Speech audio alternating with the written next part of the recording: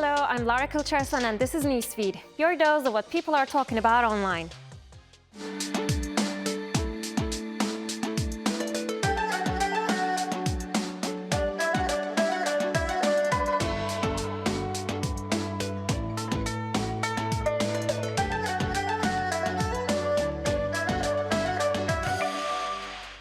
From driverless taxis to humanoid robots running marathons.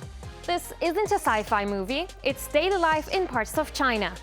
The country's robotics boom is being powered by rapid advances in artificial intelligence.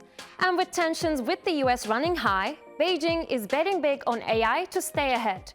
Amid a slowing economy, a shrinking workforce, and stalled cooperation with Washington, China is pouring resources into emerging technologies, viewing AI as critical for military upgrades, economic resilience, and national pride. In January, a little-known Chinese firm DeepSeek made headlines with its large language model, offering performance on par with leading US systems, but at a fraction of the cost. The move rattled markets, wiping $1 trillion off Wall Street's tech index as investors questioned US dominance. So if we were to look at all of the current AI benchmarks, DeepSeek is equally as good, if not stronger, than every single AI model in the market right now. Apart from being open source is how cheap it is. So basically, instead of spending $200 per month to access OpenAI o1 on your computer, you can essentially go to DeepSeek's website and get the same exact powerful model for free. Due to DeepSeek's massive success, optimism in China's AI industry has surged. In cities like Beijing and Wuhan, Baidu's autonomous taxis, branded Apollo Go, are already in operation. Drones deliver food orders, robotic dogs roam streets, and humanoids entertain crowds at public events. And now, China is pushing the envelope even further with what it calls the world's first humanoid half marathon. Over 20 two-legged robots developed by local universities and tech firms raced alongside human runners on Saturday. The humanoids couldn't match human speed. The fastest robot finished in 2 hours and 40 minutes, well behind the men's winner at just over an hour. And not all machines made it to the finish line.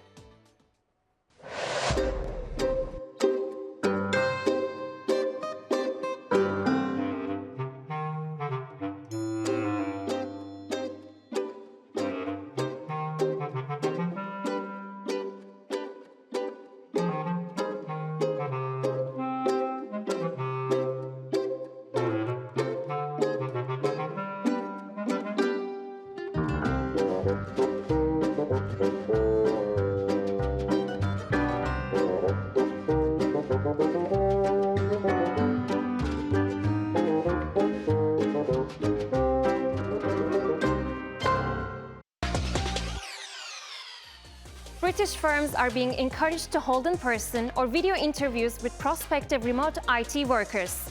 The warning comes after reports from Google about a scam involving North Korean workers applying for remote jobs, with their wages being sent back to the state. When these workers are fired, some try to extort the company with sensitive information. It's an elaborate scheme with facilitators operating across Europe and the UK. Scammers use these facilitators, who assist by providing fake documents and addresses where company laptops are delivered. Some scammers even offer to use their own devices. Google's investigation found that a single scammer was operating as 12 different people across Europe and the US last year. Scammers appear to have moved to Europe after a crackdown by US law enforcement.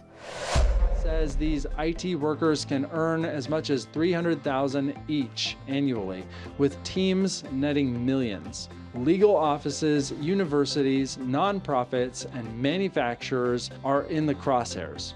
Why? You've got sensitive data, client files, student records, donor info, product specs, and often leaner budgets, making robust vetting tricky. A 2024 Justice Department indictment pegged 14 North Korean nationals for duping 60-plus US firms, generating over $88 million over 6 years. Remote work's boom is up 44% since 2020, according to Gallup. Only widens the door. These fakes don't just code, they might steal IP or plant ransomware. Imagine a breached law firm losing case data, or a manufacturer leaking export-controlled ITAR data or trade secrets. Costly chaos. scammers are finding their way into every aspect of life. And getting a call from someone pretending to be someone else, for most of us, is just a part of the modern digital life. We hang up, block the number, and move on.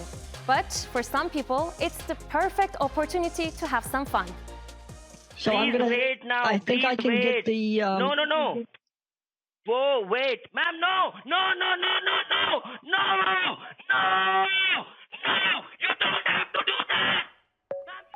Scam baiting, or messing with scammers for fun, has become a whole industry. There are YouTubers and streamers who make a living out of wasting scammers' time and exposing their tricks. And with scams getting worse, so is the demand for this kind of content. The FTC says Americans lost over $12.5 billion to scams in 2024. That's a 25% jump from 2023. Scammers are getting smarter, yes, but so are the people fighting back. And it's not just about revenge, it's about making a show out of it. All right, and go ahead with the number, please. It's 3, 2, 1. Good evening. We are live on television right now with an investigation into scam callers. We have the FBI on the line. They are tracking this phone number as we speak. Sir, what is your full name again? Can I have your name so I can just put it in my system and have your agent give you a call? My last name is Steele, S-T-E-E-E-L-E, and then my first name is Anita. Anita Steele. Your social security number and your credit card number so that I can deposit it. Oh my God, $10,000? God, I don't know what I did to deserve this. My life has been so hard. Yeah, that's so sad to hear. Tell me your social security number. Please sing me a Bollywood song. I'll share everything with you. I'll share my horoscope with you, my rising with you. Why are you not sharing me your social security number?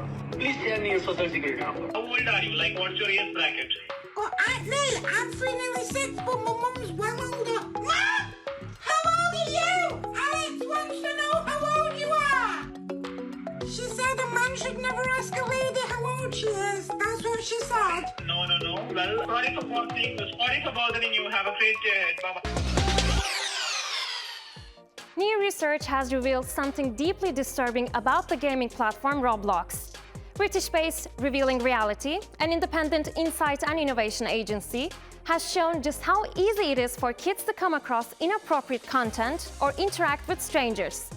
The researchers created multiple Roblox accounts using different age registrations. On the adult accounts, they verified a phone number to gain access to voice chat features. Dominic takes a closer look at the findings. Setting up these accounts incredibly easy. Researchers were able to create accounts as if they were children and under that guise, freely explore Roblox. Minors can create accounts and misrepresent their age.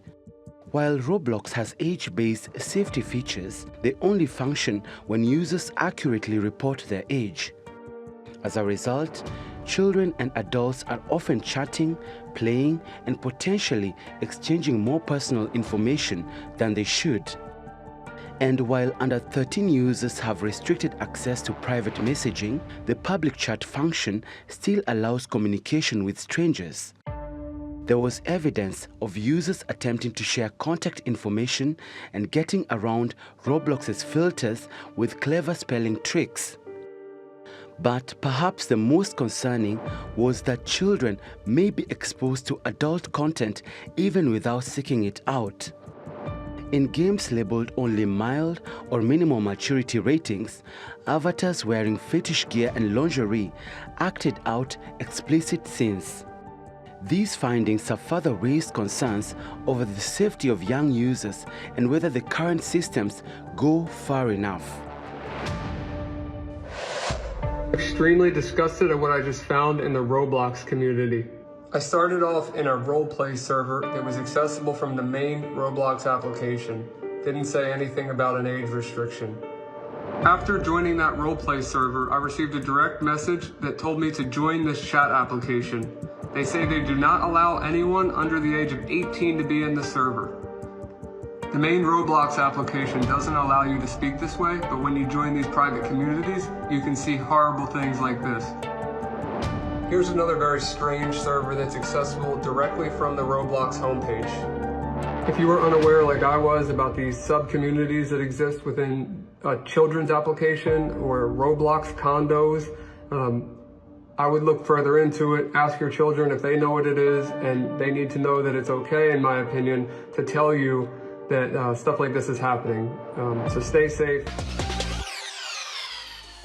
Now, this is one of those rare stories that restores your faith in humanity. It has a meet-cute vibe, but this time, it's a different kind of sweet. When a Chinese content creator offered some pastries to an Australian woman on a train to Sydney, neither of them expected a simple act of kindness to make such an impact.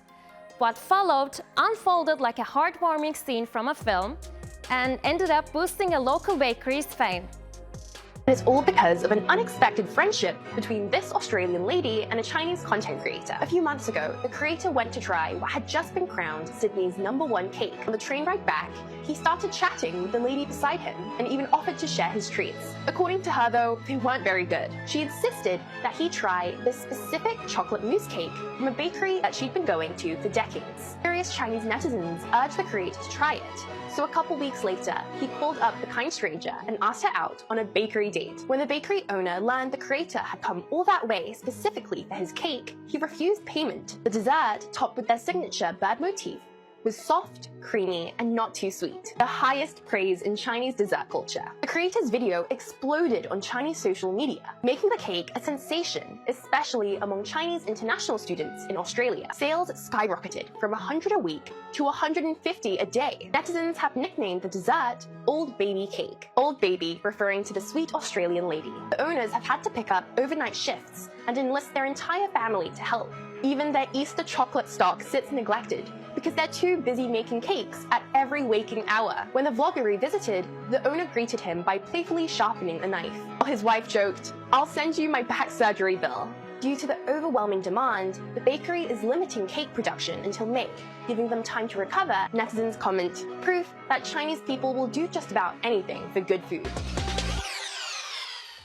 Recession, low-paying jobs, and expensive taste. Everyone's feeling the pinch, but Gen Z appears to be struggling even more. So they're finding new ways to cut costs and still have fun on a budget. One such trend is the DIY cafe setups at home, giving Gen Z that coffee shop vibe without the budget-killing price tag. Millennials have been brewing coffee at home for years, so this so-called new trend sparks some mockery from older generations. Oh, Gen Z, you guys do really try so hard. Now let me explain. With the prices on everyday items, including coffee, increasing, Gen Z has started a new trend and it's gone viral, intended to save money, and it is called Home Cafe. Now get this, people will have different kinds of coffees at home as well as snacks, and they'll invite people over to enjoy it. Yes, this is trending and it is going viral in a big way through social media. Home Cafe is all the rage, or as every previous generation would call it, having coffee at home. Now, if trends like this continue to take off on social media, I can totally see in just a matter of months or years, we could be, avoiding the effort and cost of eating out by following the new social trend called home restaurants. And that's our show. Find our latest stuff on YouTube and do subscribe to our channel. See you soon.